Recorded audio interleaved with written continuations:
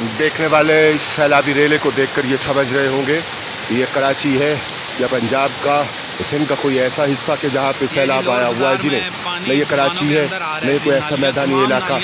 ये मरी है, माल रोड मरी और लोअर बाजार, जहाँ पे महज इंतजामी नाअहली की वजह से पानी नालियों के बंद होने के सबब म्यूनसिपल कॉरपोरेशन की तवज्जो न होने की वजह से सैकड़ों लोग सफाई के ऊपर उनकी ड्यूटी है, उनकी जिम्मेदारी है, लेकिन उनसे काम न लेने की वजह से और मकामी इंतजामिया ख्वाब खरगोश के मज़े लूट रही है। उन्हें आवाम के मसाइल से कोई सरोकार नहीं है, किरायानामा ना हो किसी को परवाह नहीं है,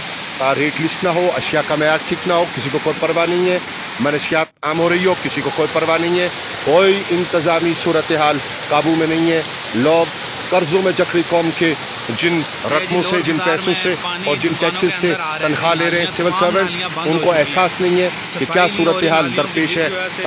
खिंजीर घरों में घुस रहे हैं जो उन्हें ज़िंदगी तलपट करके रखती है और हल्की सी बर्फ़ या बारिश हो जाए तो ये सूरत हाल पैदा होती है। ये महज इंतज़ामी नाअहली है। साफ नज़र आ रहा है कि नालियाँ साफ़ नहीं की जा रही, उसकी वजह से पानी की रुकावट ऊपर से जा रही है और दुकानों के अंदर, घरों के अंदर घुस के तो इसने